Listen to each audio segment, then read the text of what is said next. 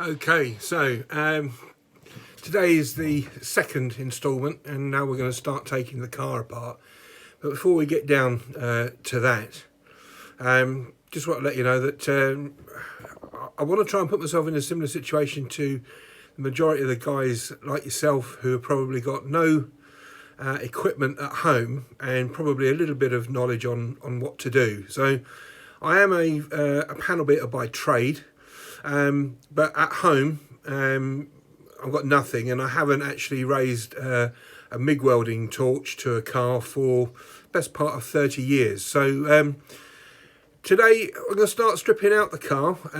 I've already started to remove the rear bumper.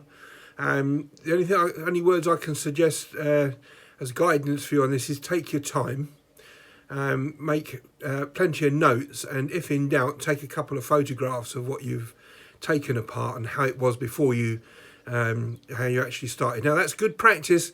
Doesn't matter whether it's something simple like maybe a little Corsa, or you're looking at stripping down something like an E-type Jag. You know, the bits and pieces going back together that's all the critical bit. Nothing worse than having your car completed and having a bucket full of spare parts, clips, nuts, bolts and screws. You know that things aren't going to run right. So I'm going to show you what we've actually started to take off and the extent of damage that we've got on the car. And then I'll tell you about the tools that I've ordered today and what bits I've actually got coming for me in the next couple of days. Here we go.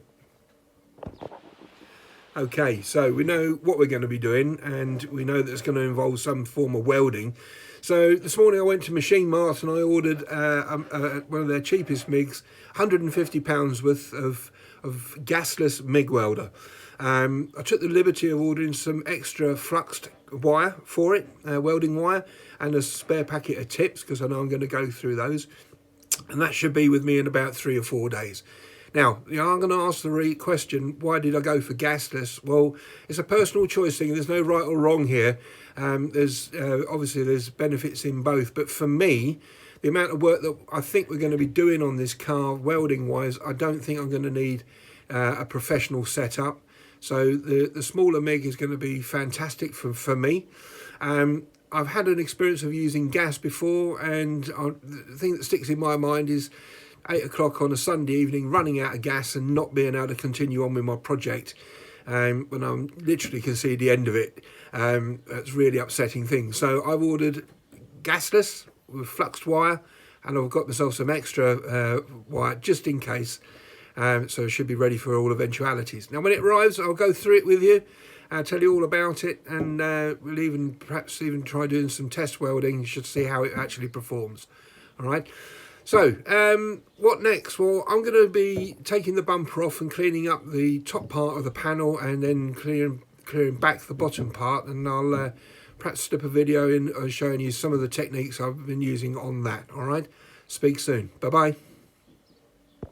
So with all things to do with cars, it's all a question of safety first. Now, first off, my wife knows what I'm doing.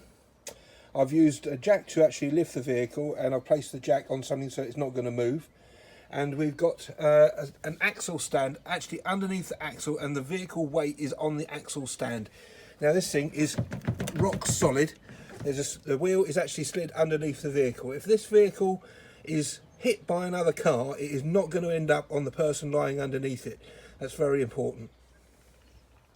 Now I've removed the bits of trim on the back and taken the skin off the rear bumper, and what I thought was all the rusty bits is all down here. It's all this bit's gone, it's all crumbling away, and this is the bit that I'm going to be replacing in the next couple of days. The part's actually on order. Up here at the top it's quite solid, for reasons of originality. What I'm going to do is I'm going to draft that panel in behind there. I'm not going to replace all of it because it will be very difficult for me to replicate all of these seams up here, and if I can get away with it, I'm going to blend that panel in behind the bumper section, which I'm going to take off very shortly, because what I need is where the bumper's actually supported at the bottom here up to the floor pan, because inside the floor pan is rusty on the bottom, just down here by these little bits. It's all gone through, but it is still very solid here where the floor pan actually joins the back panel. So I've got no rust up here or down the bottom here, but just literally on the floor pan here. So when this back panel is replaced, I'll be able to take it up to the boot floor and keep the original integrity of the car. Right, well, here I am all oily faced. I've just tidied up outside, and I thought I'd have a look around the one of the cars up in the air, have a look at the rear brake cylinders, and at least on one side, and see if we got an obvious leak. Would be a reason for the brakes failing, and I'll show you what I've managed to find. Some delightful person has gone and filled this lot up with a load of silicone and then undersealed over the top of it. So this is actually the support for the rear axle hub. So it doesn't matter what on earth I do to this. This is a complete MOT failure and a death trap.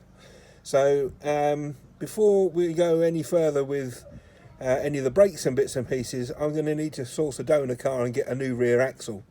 So that'll be another instalment, no doubt.